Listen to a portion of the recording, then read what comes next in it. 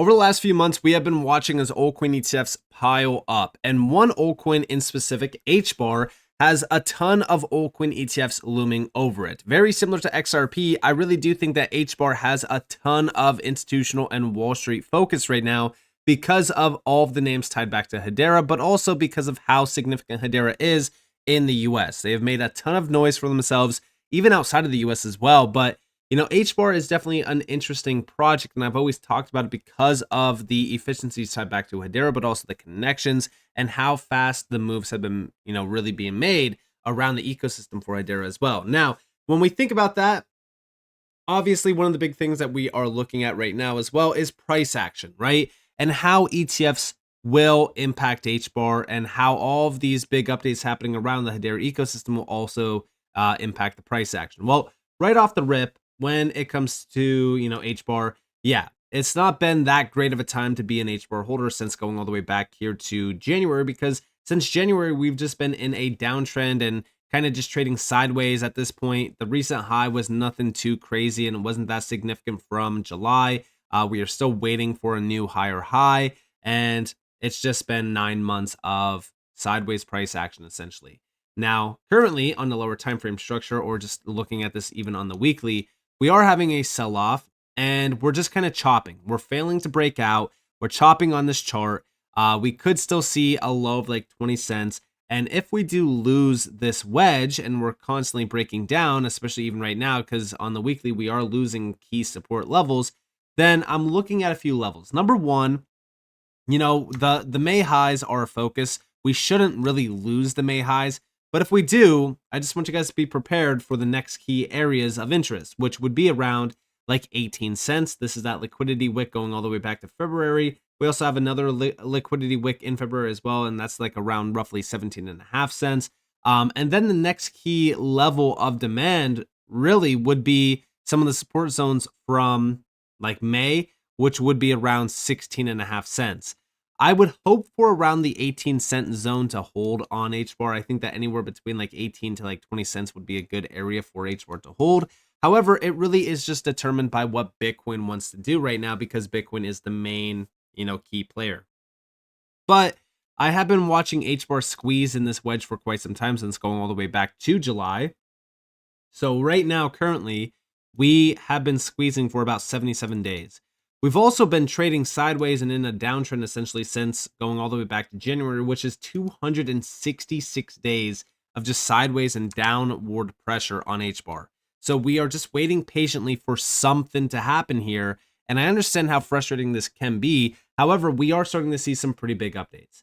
Right off the rip, we do know that HBAR has been trending quite a bit over on X. We have here from Financial Press. Now HBAR trending again signals growing market attention towards Hedera's expanding institutional presence. From Canary's ETF filings to drops FedNow recognition and ongoing tokenization initiatives, from major financial players, momentum is clearly shifting towards real-world utility. And listen, 2025 definitely has been the year where we have started to kind of see a big shift from the utility side of the market. And the biggest thing that we have been noticing is hype and speculation kind of taking the back seat, while the utility side of the market kind of takes the driver's seat. Yes, we're not there completely where utility is like the main driver of value, but I do think that slowly but surely we are getting there. And one last key piece of the puzzle, aka the Clarity Act, that's still in progress, and we're still waiting for that to get fully passed. But with the government shutdown, things are kind of getting, pushed, onward into possibly even 2026 around that. We have to kind of wait and see what happens, but we're still focused on the Clarity Act because that does impact a lot of these utility-based projects, like, of course, Hedera. Now, beyond this, let's take a quick look at the ETF filings. So just in, Canary files S1 amendment for Litecoin and HBAR spot ETFs with 95 BPS fees and tickers Litecoin C and then HBAR, which is HBR. Bloomberg's Eric Balchunas says this is typically the final step before launch. Now, we are fully locked in on a lot of these ETFs, especially when it comes to altcoins. Why? Well, because altcoin ETFs could be the big catalyst for alt season to officially begin. I know that we have been waiting for alt season forever, but listen, we need a huge catalyst for altcoins. And I think that this will definitely be that big catalyst. Also, at a time where retail interest around altcoins is at almost all-time lows, this could definitely wake up the market in a big way for retail to come back and say, hey, you know what? The hype's back. You know, we're starting to see ETF approvals. This is going to change everything. We're going to start to see a huge inflow into these altcoins. And when it comes to these spot ETFs, they are 100% very bullish for the underlying asset because they impact the spot value and volume around these assets. So this is definitely a big shift in the market. And this could definitely impact HBAR and even Litecoin in a huge way. And it could be that catalyst to push these altcoins out of these major downtrends that they have been trading in.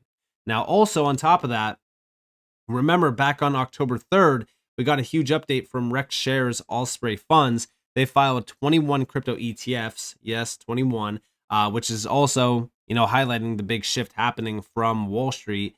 And of course, when we are looking into some of these ETFs, HBAR was one of the ETF filings that did get filed from Rex Allspray. So this is, again, another ETF to add to the list around HBAR, which we have a ton already. So this is very exciting to see.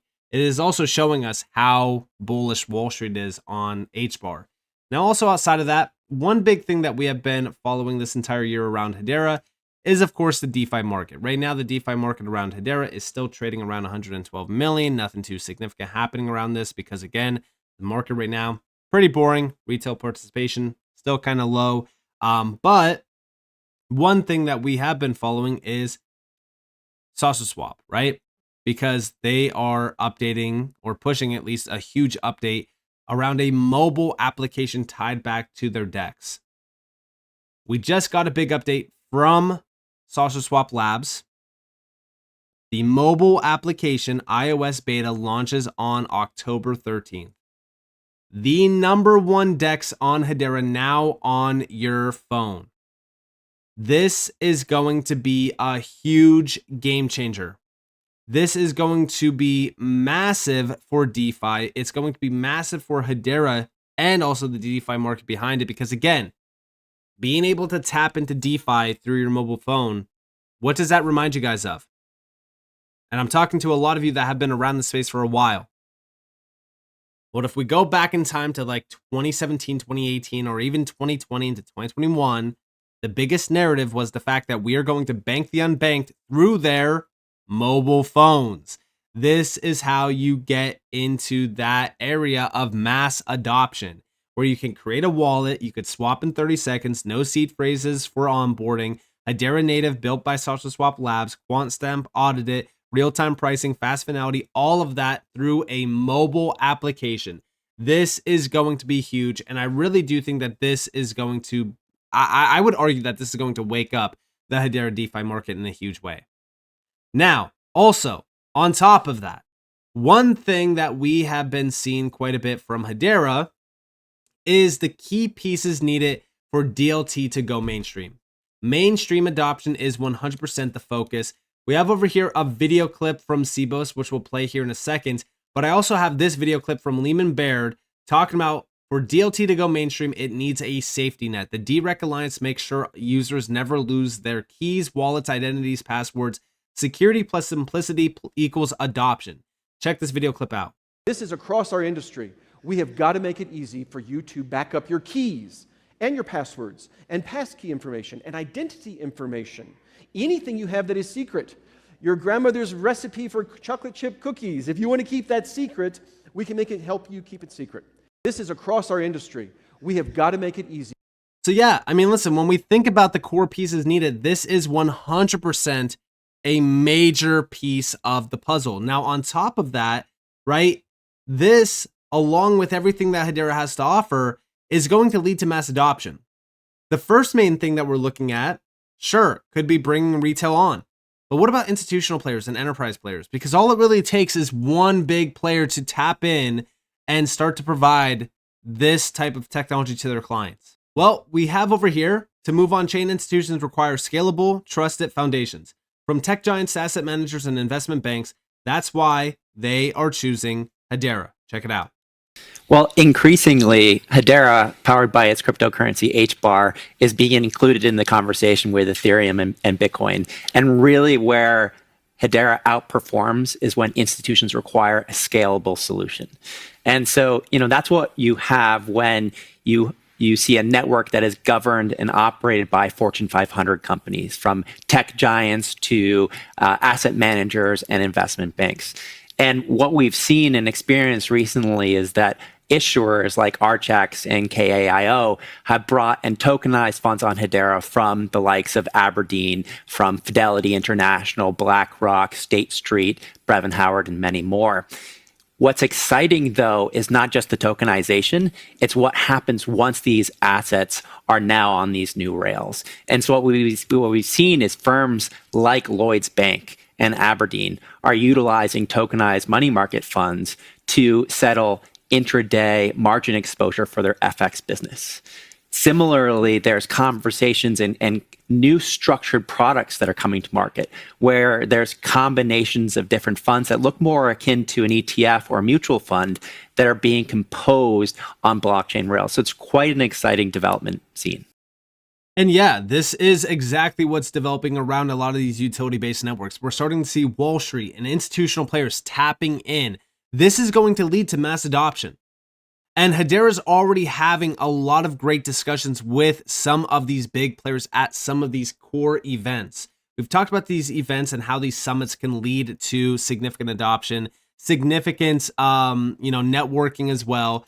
Even over here, if we go back to the recent Merge Summit, we have a few players like the CEO from Hashgraph joining players from major institutional names, like, for example, Santander, Citi, even Boris Stuttgart Digital. These are big players that are preparing for the future where blockchain is the core infrastructure. And we have here on a panel, have we found the final blockchain infrastructure, or are we still building it?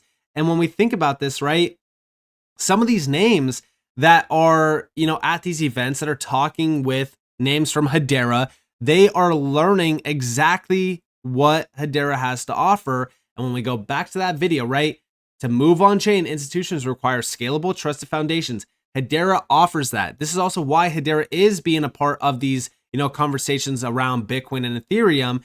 And again, where Hedera shines is the efficiencies that it has to offer. And even some of the other names at this event, like Deutsche, right? Like Deutsche is a huge name as well. Signum, another big name. Institutional players are now here having these conversations with these networks that we have put a spotlight on for years, and it's becoming a reality. And we love to see this. And even if we go back to that post from Hedera back in August, right, they gave us the insight on exactly why Hedera has proven itself since going all the way back to 2018 for being that trusted infrastructure for institutional players.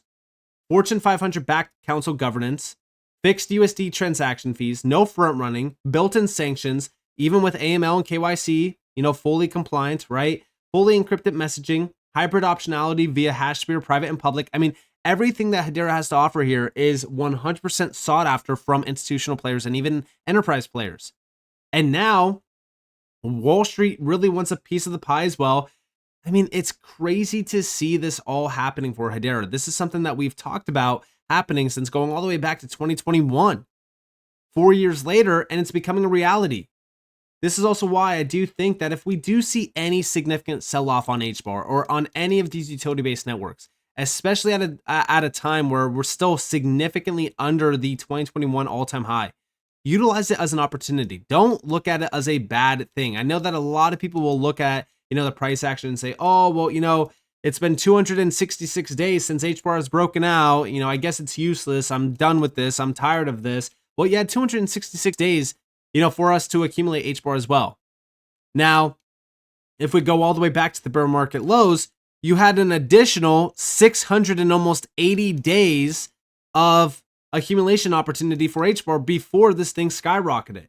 And you might say, oh, well, Nick, that's not really a big skyrocket. Guys, from the lows to the high here, this was a 1000% push to the upside. It was a 10x opportunity.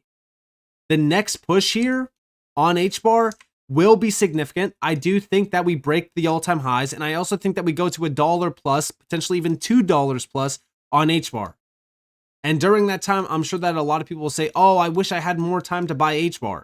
Well, they will utilize this 266 days of sideways pressure and they'll just use it and say, oh, well, you know, during that time, I really wasn't going to buy HBAR because, you know, the price action didn't look all that well. It looked like we were going to continue to sell off, but those are the same people that will say, oh, I wish I bought more, where you had that 266 days of an opportunity to buy more HBAR. While during that 266 days as well, we started to see more and more updates like the ones that we are seeing around adoption, around ecosystem moves, around ETF applications getting possible, you know, the green light as well. So again, during this time, the best thing that you could do is if we see negative price action, if we see things that are very boring, utilize that time properly. Do not utilize it as an example of, oh, you know, I'm kind of tired of this. I'm frustrated. I don't want to even look at the chart anymore. Again, typically at times of peak frustration like that, it's usually a good time to be buying or averaging in. So with that being said, I hope that you guys enjoyed this video. If you guys did, definitely leave a like, subscribe, turn notifications on because more free content. You guys are more than welcome to follow me on Twitter and join the free Discord in the description below. And with that being said, guys, it's been Nick. Thanks for watching. Peace out.